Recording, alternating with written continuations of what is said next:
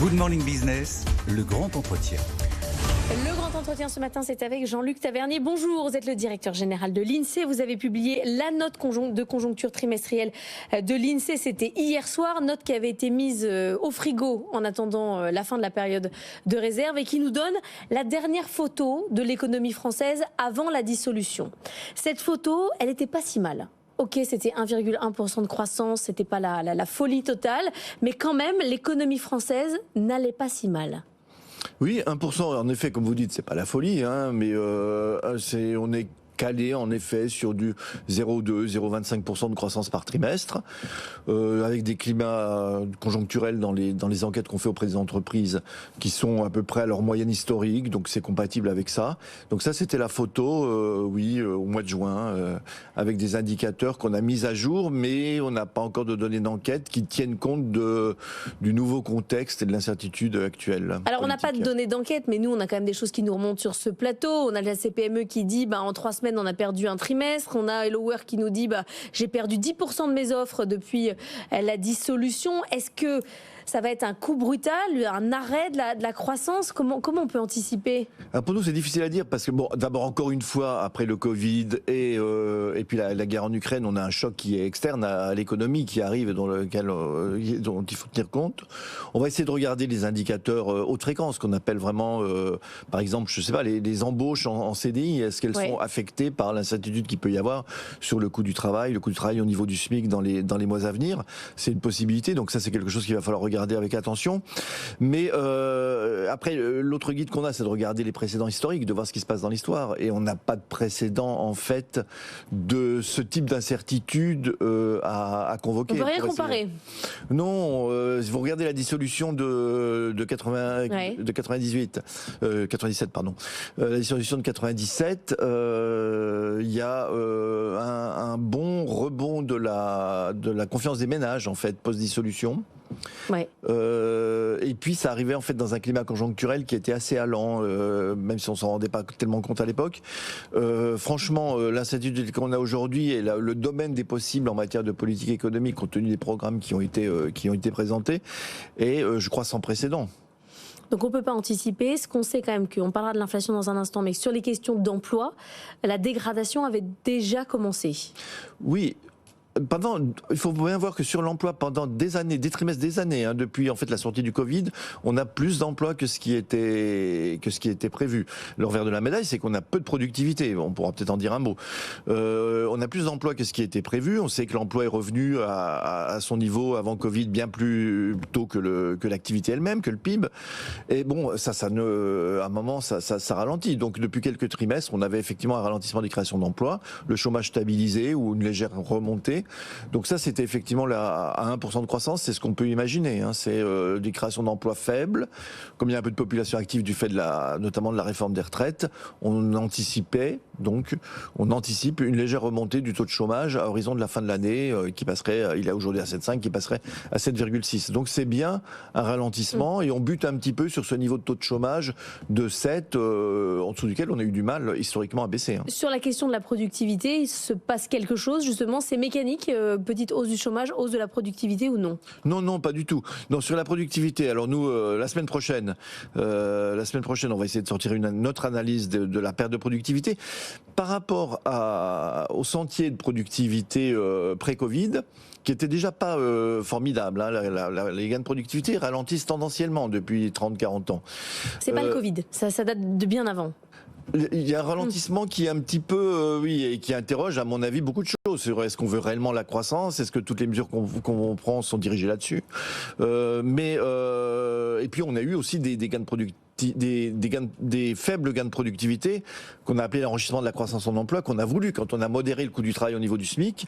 C'est pour faire revenir sur le marché du travail, dans l'emploi, des personnes non qualifiées qui avaient moins de productivité et qui étaient écartées du marché du travail par la barrière du SMIC. Donc elle était en partie, ces ralentissements de la productivité tendancielle, ils étaient en partie voulus, mais à mon avis, ils disent autre chose de nos préférences collectives. Mais c'est intéressant ce que vous depuis dites, le Covid, Keir Starmer, quand même, quand il est arrivé au pouvoir la semaine dernière, du côté de la Grande-Bretagne, la première chose qu'il a dit, c'est je veux le retour de la croissance. La France, elle veut pas le retour de la croissance, ça n'intéresse pas. Mais il faut bien voir que sans croissance, on a difficilement du pouvoir d'achat. Si vous prenez sur 15 ans, depuis de 2008 à 2023, vous avez 0,5% de PIB par habitant, de gain par an, en moyenne, de croissance du PIB par habitant sur 15 ans. Le gain de pouvoir d'achat par habitant, c'est 0,7%. Donc c'est à peu près la même chose. Et ça se comprend, il n'y a pas de baguette magique, sauf à creuser le déficit public indéfiniment, sauf à imaginer que le partage de la valeur ajoutée se déforme en défaveur des entreprises indéfiniment. Vous avez en gros le pouvoir d'achat global, il réagit comme l'activité. Et donc si vous n'avez pas de productivité, si vous n'augmentez pas l'emploi dans l'économie, vous n'aurez pas de pouvoir d'achat. Et je pense que c'est ça que traduit la phrase de Keir Starmer. Oui, bien sûr. Depuis le Covid, on a un problème supplémentaire par rapport à ce ralentissement de la productivité un peu tendancielle. C'est spécifiquement en France, on a encore perdu de la productivité par rapport à un sentier qui était déjà pas bien brillant. On est à 5 points de productivité en dessous du sentier qu'on aurait pu connaître avant Covid. Donc 5 points d'activité en moins, avec ce que ça veut dire de revenus distribués, avec ce que ça veut dire aussi de recettes de prélèvements, recettes fiscales, recettes de cotisations sociales, recettes de prélèvements obligatoires pour financer le modèle social. Donc c'est quelque chose de massif, cette perte de productivité de 5 points. Et il faut en parler, il faut effectivement adresser le sujet. Vous dites qu'il faut en parler, on n'en a pas du tout parlé pendant la campagne, on n'a pas parlé du tout d'augmenter la productivité du pays, mais même d'augmenter la croissance pour que l'assiette et le gâteau soient plus gros. C'est même pas un sujet en fait. En effet, oui. Oui, ah oui. En effet. Bon, mais moi, pendant la campagne, directeur de l'INSEE, c'est devoir de réserve. Hein, donc, non, j'ai bien compris, mais ce que je veux dire, c'est que ce sujet-là n'a pas été non, bien sûr, on n'a pas tout adressé. Non, bien sûr, on n'a pas rappelé non plus que depuis quelques années, on a été plus souvent en problème de contraintes d'offres que de contraintes de demande des entreprises, contrairement aux décennies passées où massivement elles disaient ce qui nous gêne pour produire davantage, c'est un manque de demande. Depuis le Covid et même depuis avant le Covid, hein, puisqu'il y avait des difficultés de recrutement sur certaines professions dès 2019, on a des entreprises qui déclarent autant, voire parfois plus, des contraintes d'offres que des contraintes de demande. On n'en a pas beaucoup parlé non plus.